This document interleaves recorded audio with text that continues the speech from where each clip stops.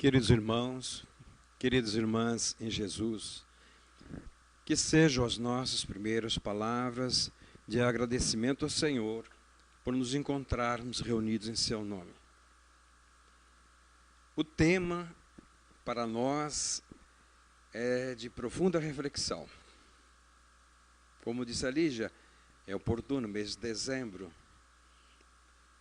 Onde foi que ela conseguiu esse tema? Livro dos Espíritos, pergunta 625. Qual é o modelo de perfeição que Deus tem oferecido ao homem para lhe servir de modelo e guia? A resposta é a menor do Livro dos Espíritos. 5 letras. Jesus. Nesse mês de dezembro, como nós pertencemos à cristandade também, relembramos que todos os espíritos da estirpe crística se aproximam mais da Terra. E nós observamos, isso é uma informação de cunho espiritual, se aproximam mais da Terra e a gente sente realmente que o panorama vibratório muda. As pessoas, de uma certa forma, são estimuladas, apesar de todo o merchandising que existe em torno disso, mas essa vibração supera e sentimos que paira no ar uma vibração positiva. As pessoas mais solidárias, mais gentis, mais amorosas, ao nos lembrarmos de que esse que é o arquiteto do nosso planeta, ele aqui esteve 2 vezes. A primeira vez foi na época da formação do nosso planeta. Isso nós encontramos no livro A Caminho da Luz, as informações de Emmanuel. E a segunda vez, mais recente, em torno de 2000 anos. Então nós nos lembramos, e a cristandade se lembra exatamente de Belém. O Natal de Jesus. E nessa lembrança, a vocação de Natal de Jesus, Francisco de Assis foi quem criou o presépio vivo, com os animais vivos, representando exatamente aquele momento de Jesus na manjedoura. E quando se pergunta qual é o modelo de perfeição que a humanidade tem, que nós temos, de uma forma irretorquível, a resposta é Jesus. É um modelo de humildade. E mais vem a pergunta, por que ele é o maior exemplo de humildade? Também a resposta que vem de pronto é, porque ele nasceu na manjedoura em Belém. Poder nascer num palácio e nascer na manjedoura. O nosso idioma favorece determinadas confusões. Alguns termos são aplicados em situações diferentes, com duplo sentido, duplas conotações. E então nós observamos que essa é uma delas, porque ele nasceu na manjedoura. E aí eu me atrevo a perguntar, então, se ele é o maior exemplo de humildade, porque nasceu numa manjedoura, todas as pessoas que nascem nas comunidades, na periferia, são humildes. E nós sabemos que não é uma realidade. E todas as pessoas que nascem na Vieira Soto, ou lá no Barra, aquela região mais abastada, são orgulhosas. E nós fechamos a questão que não. Então temos que concluir que a humildade não depende de situação socioeconômica. Não é dependente de situação socioeconômica. E o que é humildade? É uma virtude. E a humildade exige exatamente a vivência de todas as virtudes. Mas então onde é que está o exemplo de humildade? Realmente está presente ali na manjedoura, mas não é pela singeleza material. É que sendo um espírito da esfera crística, e quando nós estudamos o Livro dos Espíritos, vemos lá, da escala espírita, 3 ordens. A primeira são os espíritos imperfeitos. Na segunda, os bons espíritos. Os bons espíritos, o bem predomina, mas eles ainda têm necessidades evolutivas de encarnar em mundos materiais. E na primeira ordem, que não tem subdivisão em classes, estão os espíritos puros. Esses não têm necessidades evolutivas para reencarnar novamente em mundos materiais. E raramente o fazem em missões especialíssimas. Então, o espírito dessa gama evolutiva, vamos dizer assim, da esfera crística, para poder habitar um corpo de carne, ele tem que reduzir o padrão vibratório para que um corpo de carne como o nosso possa contê-lo. Em qualquer momento que ele liberasse esse padrão vibratório, desintegraria este corpo. Hoje, como nós conhecemos já um pouco mais de energia, sabemos exatamente que esse potencial energético, dependendo de como se manipula, ele pode destruir até o invólucro que o contém. E então, sendo a esfera crística, a maior dificuldade que aparenta nos apresentar é exatamente manter-se neste corpo enclausurado até os seus 33 anos. Sentindo as sensações pertinentes a este mesmo corpo, revestido de um corpo de carne. E tanto é um corpo de carne, que ele, quando estava já na reta final do seu messianato, usa a expressão, destruam este templo, e pensava que ele se referia ao templo de Jerusalém, e em 3 dias eu edificarei outro. Não entenderam. Por quê? Como é que ele iria construir outro templo, aquele templo de Jerusalém, em 3 dias? E foi exatamente o que aconteceu. Na sexta-feira, destruíram o templo da alma. Aquele templo em que ele viveu com ele durante 33 anos. No 3º dia, ele construiu outro. Ele ressurge, como diz Paulo, em corpo espiritual. Na linguagem espírita, o corpo espiritual, perispírito. E aí quem estuda a doutrina espírita, esses fenômenos, domina o conhecimento e sabe que esse perispírito, dependendo do potencial de quem o possua, poderá adensá-lo ao ponto de torná-lo visível, ao ponto de torná-lo tangível. E nós observamos, no que é relatado no Novo Testamento, essas várias passagens. Onde ele está apenas visível. Quando ele se atém a Maria de Magdala, ela leva algum tempo para reconhecê-lo. Porque ela está pranteando, e narra os evangelistas, que ele pergunta, por que tu choras, mulher? E ela responde, porque levaram o corpo do meu Rabone, do meu mestre. Dialogando com ele, ela demonstra que exatamente não o reconheceu. Neste corpo que ele apresentava, havia alguma coisa de diferença, ou de diferente. E durante o diálogo, de repente, dá um estalo, ela o reconhece. E exclama, mestre, e abre os braços. Olha, ao abrir os braços, qual seria o gesto seguinte?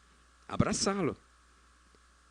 Não tinha como explicar a ela que aquele corpo era diáfano, era visível, mas não era tangível.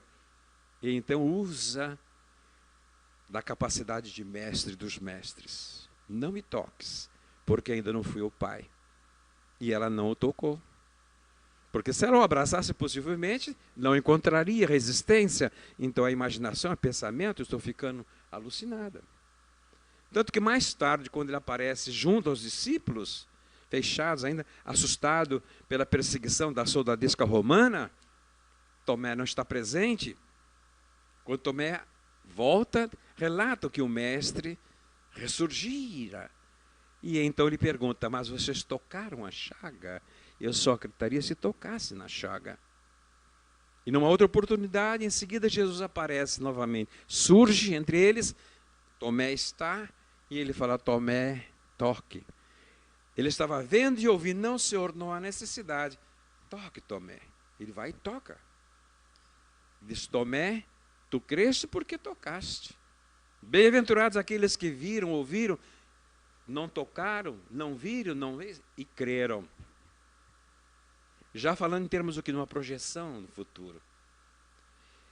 Ele vai a caminho de Emaús, os discípulos vão a caminho de Emaús, 2 discípulos dialogando, e eis que um forasteiro se depara com os 2, e como vão na mesma direção, pergunta sobre o que eles estavam conversando. E então os discípulos respondem para o forasteiro: de que planeta és? Porque não se fala em outra coisa em Israel do que a ressurreição do nosso mestre. E eles continuam conversando. Como ia na mesma direção, eles convidam e o forasteiro aceita ceiar com eles. Durante a ceia, o forasteiro pega do pão e quando na cena de partir o pão, eles o reconhecem. É o mestre. E naquele momento o corpo se dilui. Não reconheceram fisionomicamente, reconheceram por um gesto pertinente à sede que eles haviam partilhado. Então são características do corpo espiritual. Ora a pessoa reconhece, ora não reconhece, porque tem uma característica diferente. Ele demonstra aí para nós a maior das mensagens que vem sedimentar exatamente como modelo e guia. Ele vem no seu messianato trazer a boa nova, que se bifurca em 2 ângulos. O primeiro ângulo é uma nova visão, uma nova concepção existencial de Deus. Não mais um Deus rigoroso, até certo ponto vingativo, punitivo, aquele Deus de Moisés, em que até os dias de hoje, algumas igrejas que estudam com exclusividade o Velho Testamento, ainda dizem nos dias de hoje que temos que ser tementes a Deus. Quem teme não pode amar. Mas quando Moisés recebeu o decálogo, o primeiro mandamento fala em amor, não fala em punição. E ele vem então para apresentar essa nova concepção existencial de Deus. Sendo maus como sois, não dás uma pedra ou uma serpente ao filho que te peça um pão, que dirá nosso Pai que é infinito em misericórdia. Então ele difunde que Deus é amor. E também ele começa, nesse desdobramento, a apresentar, em função do seu messianato, determinadas informações que são fundamentais para toda a humanidade. Talvez naquela época não tão entendido, mas hoje, com o progresso da inteligência, nós temos condições de entender. Ele começa a convocar a alma humana para estabelecer essa certeza da imortalidade da alma. Lá naquela época, simplesmente traz a notícia. O seu povo, que era o povo considerado mais adiantado espiritualmente falando, porque era o único povo monoteísta, e era uma ilha de monoteísmo, cercado por um mar de politeístas, estavam à frente dos politeístas. Então ali havia condições à base para ele apresentar essa nova concepção existencial de Deus e também demonstrar a imortalidade da alma para que começassem a elevar a sua visão de um plano horizontal, nessa verticalização da própria imortalidade. Então ele vai demonstrar que a alma é imortal. Onde é a realeza dele? Não é simplesmente o mundo material, transcende. Quando se fala em termos de vida, não se prende simplesmente à vida orgânica, mas se prende a esta vida eterna, ou seja, a imortalidade da alma. Assim sendo, ele demonstra que não morreu. Vendo tanta dor, tanto sofrimento, ele convoca a humanidade. Vinde a mim, vós que estáis cansados e aflitos, que eu vos aliviarei. Faz o convite. Será que todos nós já atendemos esse convite de Jesus? Em busca do alívio, muitas das vezes, porque a dor dói, o sofrimento nos acicata, e encontramos nas várias comunidades religiosas, especificamente a nossa, um ombro amigo, o trabalho de esclarecimento, o trabalho de passe, o atendimento fraterno, nesse momento, para nós, assemelha-se aqui um alívio. Não é a solução do nosso problema, das nossas dores, mas é um alívio. Enquanto a criatura está sobrecarregada, ela não reúne as condições para uma reflexão mais profunda, precisa do alívio. Mas na medida que ela se alivia das agruras momentâneas, ele não para aí. Ele entende, como mestre dos mestres, que o que nós mais ansiamos não é uma melhoria temporária. A dor dói, como se costuma dizer. Utiliza-se de um analgésico pela emergência. Mas todos nós sabemos que o analgésico não vai resolver o problema da dor. Passado o efeito do analgésico, a dor volta. E em termos de dor moral, ele, além do alívio que ele disponibiliza, ele faz uma convocação. Conhecereis a verdade, e a verdade vos libertará. Agora falou ao nosso interesse. A libertação das dores, do sofrimento, de todos os problemas, passa pelo conhecimento da verdade. E quando lhe chamar bom e amado mestre, ele retruca: por que me chamais de bom? Bom só o Pai o é. Mestre, eu sou, porque eu vim para ensinar. E mais à frente lhe diz: aprendei de mim que sou brando de coração. Leve meu fardo, suave meu jugo. Aprendei de mim. E mais à frente a convocação dele: vinde a mim, vós que estáis cansados e sobrecarregados. Eu sou o caminho da verdade e da vida. E ninguém vem ao Pai a não ser por mim. Não existe outro caminho. Ele não convoca para outro caminho. Vinde a mim. Eu sou o caminho da verdade e da vida. E ninguém vem ao Pai a não ser por mim. Ele sedimenta essa visão. Sejais uno comigo, como eu sou uno com o Pai. Ele quer dizer unido. Se nós estivermos com Jesus, com certeza estamos com Deus. Estar com Deus para nós é complicado. Ele reconhece isto. Ele usa a expressão: aquele que diz amar a Deus e não ama o seu irmão é mentiroso. Como é que pode amar a quem não vê, se não ama a quem vê? Os ensinamentos dele são claros, diretos. E ele vai ensinando gradativamente, administrando os ensinamentos, considerando a diversidade de graus evolutivos, de interesses da própria humanidade. Quando ele se dirige à multidão, ele usa uma expressão genérica: devei-vos amar-vos uns aos outros, como quereríeis que vos amassem. Então nós temos um referencial dentro de nós. Devemos amar aos outros como nós nos amamos. Essa é a referência. Então, quem é que não se ama a si mesmo? Todos nós nos amamos. É inerente à alma humana. Então, tem esta referência.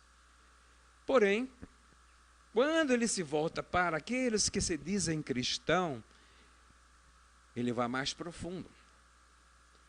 Se somente amardes aqueles que vos amam, que mérito há nisto? Assim também procede o de uma vida. Olha a visão de Jesus.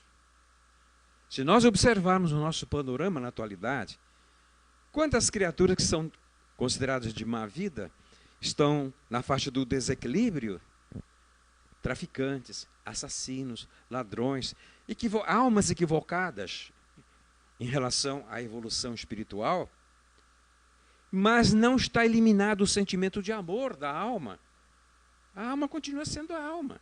embora ela esteja equivocada naquele momento. E aqueles que são seus parceiros, seus companheiros, suas companheiras, seus filhos, eles os amam. É inerente ao ser humano, inerente à alma. Então, se nós estivermos amando somente aqueles que nos amam, não há diferença alguma entre eles e nós, na ótica de Jesus. E ao cristão ele diz, digo-vos, que deveis amar os vossos inimigos. Aí ficou mais fácil para nós, né? Não é? Porque enquanto a pessoa é nossa inimiga, o problema é dela. Agora, o problema é quando nós somos inimigos de alguém. Aí o problema é nosso. E tem mais. Como mestre, ele continua ensinando, reconcilia-te com teu irmão enquanto estás a caminho. É sinal de inteligência. Enquanto estamos aqui no mundo corporal, estamos a caminho de voltar ao mundo espiritual. Aí chega o momento que nós vamos desencarnar. Ou ele, tido como inimigo, vai desencarnar. Então tem uma expressão usada na caserna no meio militar, não podemos perder o nosso inimigo de vista. Então é olho no inimigo. É uma expressão que se usa porque você não sabe a hora que o inimigo vai te atacar. Então esteja atento.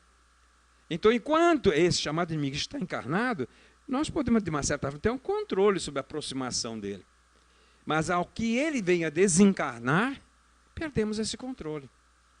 Quando ele volta para o mundo espiritual, na condição de inimigo, ele tem plena ação sobre nós. Porque nós alimentamos os elos da inimizade. Olha a sabedoria de Jesus. Se nós reconciliamos com o nosso inimigo, desatamos esse nó. Ah, mas e se ele não quiser reconciliar? O problema é dele. Mas não existe mais a sintonia. Porque passaremos a estar num padrão diferenciado de que ele não terá acesso a nós. Olha a grande sabedoria de Jesus. Dentro dessa dinâmica, nós ficamos assim meio assustados. Vou particular isso, não você, nós, eu fiquei assustado. Quando começava exatamente nas lides do movimento espírita, e aprofundando mais o estudo no Evangelho, quando eu vi uma expressão, cada pessoa que se decide ser cristã, ela não sabe realmente a complicação que ela está se envolvendo. Por quê? Porque enquanto ela não é cristã, ela tem os próprios inimigos só. Agora, quando ela se decide ser cristã, ela tem os inimigos dela e os inimigos do Cristo. Porque Jesus não é inimigo de ninguém. Mas todos aqueles que se consideram incomodados se tornaram inimigos deles. A ação das trevas é histórico isso. Então, quando nós vamos reforçar essa fileira, quem de nós não conhece a dificuldade para implantar o culto do Evangelho no lar? Ou para comparecer com assiduidade a determinadas reuniões, determinados cursos, para perseverar no objetivo positivo que nós definimos? Aí surge o problema de toda ordem. Quem nunca aparecia em casa aparece, ninguém ligava, lembra de ligar, e são as coisas mais inusitadas que acontecem exatamente no horário que nós reservamos para esse tipo de atividade. Isso para falar de uma forma bem ligeira. Existem os casos mais complicados ainda. Então, a bibliografia espírita é farta e vasta em termos de ilustração. E eu acredito que vocês já tenham lido, se não leram, é a oportunidade, fazendo um merchandising, uma divulgação, aconteceu na Casa Espírita. É um livro altamente didático, que nos chama exatamente a atenção que quando nós estamos cerrando fileiras num determinado grupo que se propõe ao trabalho realmente equilibrado, de amor ao próximo, nós estamos cerrando fileiras com aqueles que são adversários desse trabalho. E não são só adversários encarnados. Os adversários encarnados, a gente identifica logo, porque eles se manifestam. Manifestam como dizendo assim, ah, mas você vai perder tempo com isso? Olha, tanta coisa que você pode fazer, se divertir, viajar, etc. Você vai se envolver com pobreza, com essa pessoal que está sofrendo porque quer, e os argumentos são os mais variados possíveis. Tanto que existe no adágio popular uma expressão, pontinho, pontinho, pontinho, é a alma do negócio. O que é a alma do negócio? O que é a alma do negócio? Segredo. Aí você faz, é domínio popular. Qual foi a recomendação do Espírito Verdade para Allan Kardec em relação à missão dele? Quando revelou a missão, falou assim: não comentes com ninguém, porque seria a forma mais fácil de vires a falir.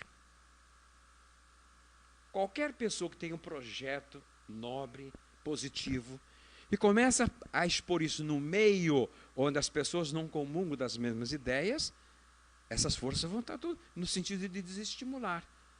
Para não perder a companhia, para não perder aquele companheiro de programa, de viagem, passeio, outras coisas mais.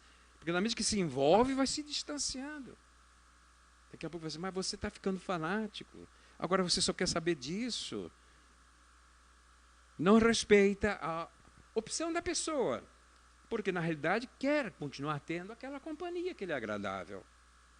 Então, quando nós observamos destas expressões, nós vamos vendo que progressivamente Jesus foi ministrando os ensinamentos. Nós dissemos, ele voltou para a multidão, só para reforçar. Ele usou a expressão que deveríamos amarmos uns aos outros como queria que nos amassem, genericamente. Aos cristãos ele disse que deveríamos amar os nossos inimigos. Porém, quem chama-o de mestre se coloca na postura aqui, na condição de discípulo. Discípulo é diferente. O discípulo se propõe que servir a causa. Então, mestre, aí ele diz, tenho-vos dito que deveis amar uns aos outros como queria que vos amassem. Ao cristão, que deveis amar os vossos inimigos. Porém, aos discípulos diz, deveis amar uns aos outros como eu vos amo. Mudou alguma coisa? Amar como ele nos ama, só Pedro entendeu.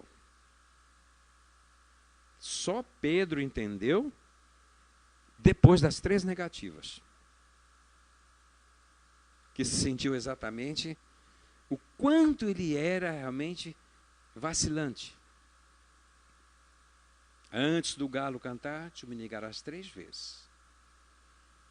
E aí, historicamente, o galo cantou 3 vezes, o olhar dele se cruzou com o Cristo.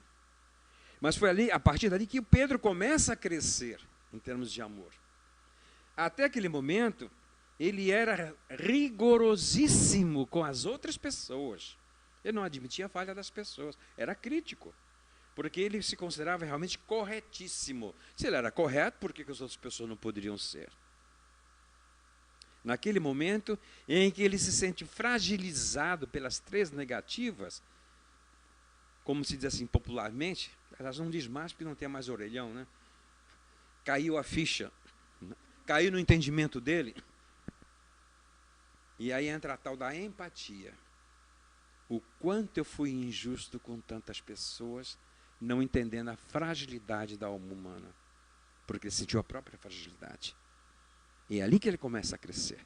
Cai do orgulho para a posição de começar a desenvolver a humildade. A tal ponto que mais tarde, depois da crucificação, depois que Jesus retornou, ressurgiu, eles voltaram à pesca, na rotina. E Amélia Rodrigues, poeticamente, coloca em Primícias do Reino, uma poetisa, realmente como mestra da palavra, com uma docilidade. Então, eis que eles estão novamente na lida da pesca e retornando já com o barco vazio, sem sucesso. E uma voz à margem diz a eles, lançai a rede para o outro lado do barco. E eles dialogam entre eles, mas besteira, bobagem. O dia inteiro batemos a rede, não pegamos peixe nenhum. Mas um deles retruca, mas para esse lado realmente a gente não jogou. Vamos lançar, não custa nada. Lançou, a rede veio cheia de peixes. Aí um deles disse, Pedro é o mestre. Aí Pedro então se lança nas águas e vai encontrar-se com Jesus. E então estão preparando um repasto ali na margem. E aí Jesus olha para Simão e diz: Simão, tu me amas mais do que aqueles que estão ali? E aponta os companheiros. E Pedro então diz: Senhor, tu sabes o quanto eu te amo. Então, Simão, apacenta as minhas ovelhas. Pergunta pela segunda vez: Simão Pedro, filho de Jonas, tu me amas mais que os teus companheiros? E Simão responde: sim, mestre, tu sabes o quanto eu te amo. Pergunta pela terceira vez: Simão Pedro, filho de Jonas, tu me amas mais que os teus companheiros que ali estão? E ele responde da mesma forma: Senhor, tu sabes o quanto eu te amo. Então, Simão, apacenta as minhas ovelhas. Quem tem cálculo de matemática diria: perguntou 3 vezes, por 3 vezes Pedro negou. Mas não tem nada a ver. Esta pergunta 3 vezes, fica ali bem patente que Simão teria que ter um amor vinculado a ele, Jesus, na terceira potência, maior do que ele tinha aqueles companheiros. Porque seria a única forma dele realmente confirmar e edificar como sendo a pedra angular da igreja cristã. Porque quando Jesus caminhava ainda com eles, antes da crucificação, os discípulos vinham atrás conversando. E ele se volta e pergunta sobre o que eles estavam falando. E um deles responde: é que alguns dizem que és Elias. O senhor é Elias. Outros, João Batista. Ou um dos profetas da antiguidade. Ele pergunta: e vós, quem dizeis que eu sou? E Simão toma a palavra e fala assim: tu és o Cristo, filho de Deus vivo. E ele responde para Simão: bem-aventurado és, Simão, porque não foi a carne que te revelou, mas o meu Pai que está nos céus. Em verdade vos digo que Elias já veio e não o reconheceram. Naquele instante ele chama Pedro de quê? De médium, o intermediário da mensagem. E nós ouvimos ali que ele fala: esta é a pedra sobre a qual eu edificarei a minha igreja. Fica estabelecido que a igreja do Cristo não é de alvenaria. É a alma humana. Cada cristão se constitui num dos tijolinhos ou de uma pedra, onde o templo, que é figurativamente, essa igreja cristã, é a reunião dessas almas. Ele demonstrou que caminhou com os discípulos à margem do Lago de Genezaré, em vários lugares está ali reunida a igreja cristã, a igreja do Cristo. O homem não tem onde repousar a sua cabeça. Aí depois, quando ele já está conversando com eles na ceia, preparando para a despedida, ele se volta para os discípulos e diz: já não vos chamamos mais de servos, porque o servo não sabe o que sabe o seu senhor. Chamo-vos de amigos, porque tudo que eu sei já vos ensinei. E não existe maior prova de amor do que doar a vida em prol dos seus amigos. Ele está fazendo exatamente essa visão prospectiva do que viria a acontecer mais à frente. Demonstrando o que é essa amizade que transcende toda a concepção desta colocação assim banal que a gente vê na sociedade, a ponto de doar a própria vida por amor aos amigos. Outra passagem interessante é quando diz: Senhor, tua mãe e teus irmãos estão lá fora. E ele então pergunta: quem é minha mãe? Quem são meus irmãos? Senão aqueles que fazem a vontade de meu Pai. Então veja, é outro referencial de que se utiliza para caracterizar a família espiritual, a família cristã. Então é esse sentimento, é essa dedicação, É essa opção, o exercício do livre-arbítrio. Não é pura e simplesmente a consanguinidade. Porque a consanguinidade termina na sepultura. O que transcende é a alma imortal. E nós observamos que ele deu uma demonstração para toda a humanidade que indistintamente nos ama a todos. Nós não temos dúvida alguma de que ele nos ama a todos. Agora vem a pergunta crucial. Ele, como modelo, demonstrou como devemos amarmos uns aos outros. A pergunta é essa: e nós o amamos? Essa decisão depende de nós, não depende dele. É o direito do exercício do livre-arbítrio. Decidir amá-lo ou não. Buscá-lo nas horas das necessidades. Atendidas as necessidades, continuamos nossa rotina. Porque em atender o chamamento que ele nos faz, exige de nós renúncia, exige abnegação, exige derrotamento. E um companheiro do movimento espírita, muito querido, usa uma expressão muito interessante, que são os impedimentos que nos seguram ainda assim a ré para nos decidirmos plenamente sermos seguidores do Cristo. É que ainda alimentamos os nossos pecadinhos prediletos. E esses pecadinhos prediletos, nós temos todos os sofismas possíveis para justificá-los. Ah, a natureza não dá salto. Ninguém pode ser espírito puro da noite para o dia. Ah, tem a eternidade pela frente. Ou seja, tudo argumento para ir adiando. Ir adiando. É o livre-arbítrio da criatura. Mas acontece que existe a lei do progresso. E enquanto nós estamos nessa de adiar, a lei do progresso daqui a pouco vai começar a cobrar de nós uma postura diferenciada. E que, como diz André Luiz, muito sabiamente nas suas obras, só existem duas formas de nós evoluirmos. Porque nós somos criados para chegarmos à perfeição. Simples, ignorantes, mas a meta é aquela. A felicidade no sentido absoluto. Deus nos criou para isso. É óbvio que nós temos que conquistar esta felicidade. Então, vamos usar o nosso livre-arbítrio.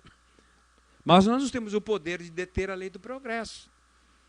E como André Luiz disse, nessas dois processos, o primeiro é vertendo o suor do trabalho. Então, estamos caminhando para e passo com a lei do progresso. E na medida da nossa negligência, de acomodação, de adiamento, quando a lei do progresso vai nos alcançar, vai comprimindo. Aí vão verter a água do pranto, da dor, do sofrimento.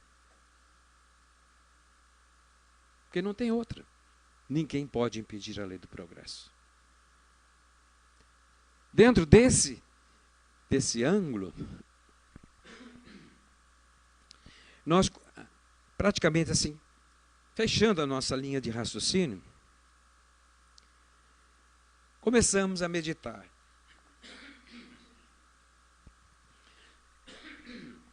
E nesse mês, próximo passado, obrigado, nós lembramos, no mês de novembro, em 1º de novembro, o centenário de desencarnação de Eurípides Barçanufo. Desencarnou com 38 anos de idade. O apóstolo da caridade viveu, exerceu sua atividade de amor ao próximo em Sacramento, Minas Gerais. Ele desencarnou com 38 anos, vítima da gripe espanhola que dizimava as vidas naquela época no nosso país, no mundo inteiro praticamente. Mas não é o nosso objetivo falar de Eurípides Barçanufo, porque isso é outra palestra, né, Lígia? Lembrando esse fato, o Hilário Silva, no livro A Vida Escreve, narra a visão de Eurípides. Então, é o apóstolo da caridade, um médium extraordinário.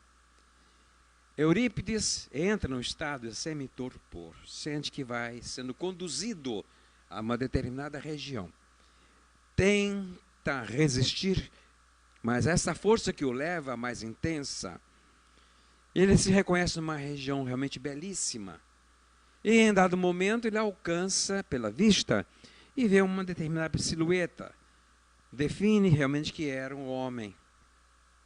E ele reconhece que era Jesus.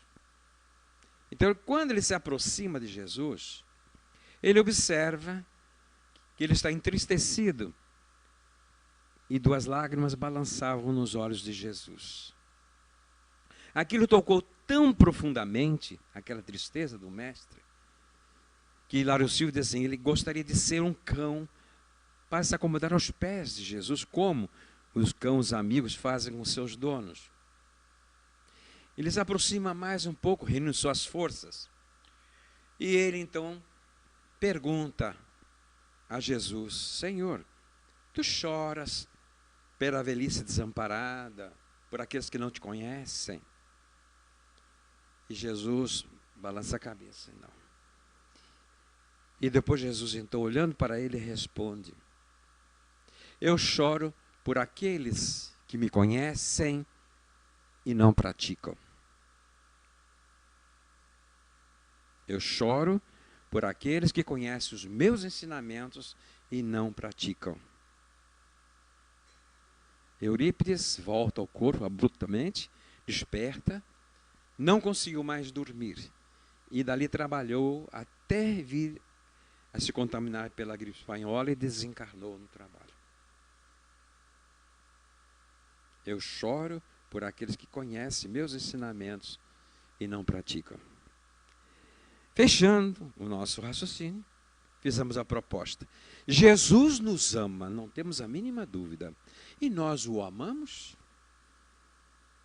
É óbvio que nós amamos, cada um ao seu modo, ao seu entendimento. E esse, ao seu modo, ao seu entendimento, é uma tendência de querer apequená-lo para... É o meu Jesus, dentro da minha situação de conforto. Continuando eu ser quem sou, fazendo o que eu continuo a fazer, mas eu amo Jesus assim, dessa minha maneira. Mas ele, como mestre, modelo e guia, não podia deixar de dar esse esclarecimento com o qual nós finalizamos. Aquele que me ama, segue os meus ensinamentos. Muita paz.